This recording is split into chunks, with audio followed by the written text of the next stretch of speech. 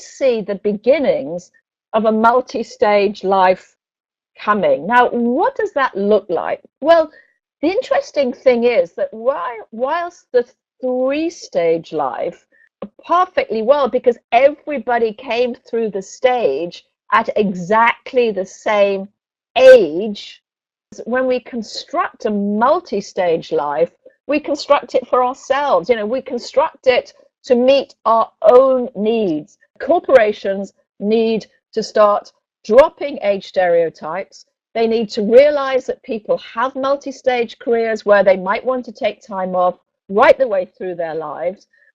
You know, the old traditional idea that the ideal worker was a man who was in his 40s with a stay-at-home wife is a very small part of the population. So corporations really need to understand that this is going to be different.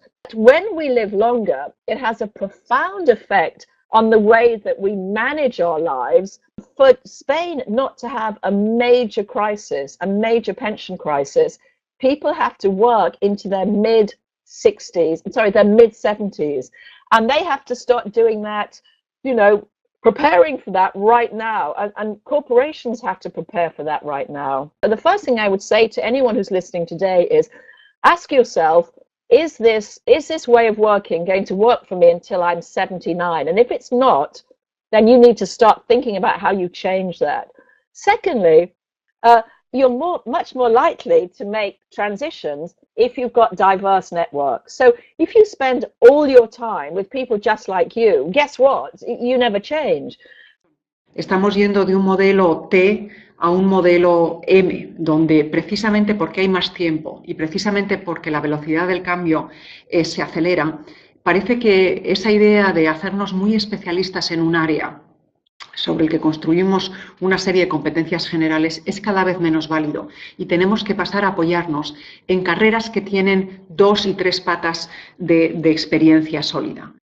Estamos hablando de gente que se queda en media en su puesto no más de 4 años y de que esos millennials que vienen es bastante probable que tengan que gestionar antes de que se jubilen entre 10 y 15 trabajos distintos. Por lo tanto, esperar que la compañía en la que uno está trabajando le vaya a dar toda la formación que uno necesita es, yo creo que desde luego irrealista. Sin una claridad sobre el porqué de nuestro esfuerzo y de nuestra motivación, es difícil gestionar carreras de éxito. Y por eso la idea del propósito, trabajar muy a fondo cuáles son esos elementos que dan sentido a nuestras muchas horas de trabajo, a nuestros esfuerzos. La combinación de hacernos mucho más adaptativos, ser capaces de seguir aprendiendo, de equivocarnos y levantarnos, y la capacidad de volver a lo esencial de lo que nos importa y usar eso como elemento vertebrador de la carrera son elementos que creemos son críticos en este reto de gestionar la vida de 100 años y la carrera de 60 años. Mis dos decisiones o mis dos directivas personales para esta nueva fase eran la primera, que quería más tiempo para mi familia, para mis amigos y para mí, y la segunda era, como vuelvo, es el mismo tema de devolver parte de las cosas que me ha dado la vida, de mis conocimientos, de mi experiencia, de mi capacidad de trabajo, de mi creatividad, devolvérselo a la sociedad, ¿no?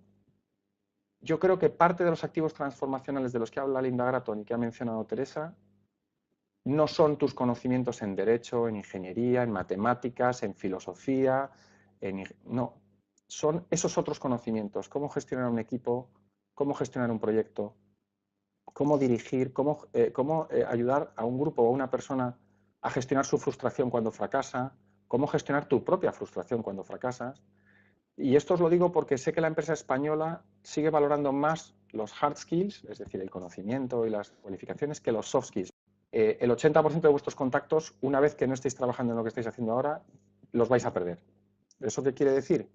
Que os propongo que cuidéis mucho a aquellos amigos, conocidos, contactos profesionales que os parecen especialmente interesantes desde ahora. El mercado empresarial no está listo para nada para estos cambios de vida, para estas exploraciones, para estas inquietudes. desde luego no está preparado. Yo en mi empresa, yo me retiré cuando tenía 51 años, pero mi empresa alrededor de los 55 57 amablemente te jubilaban.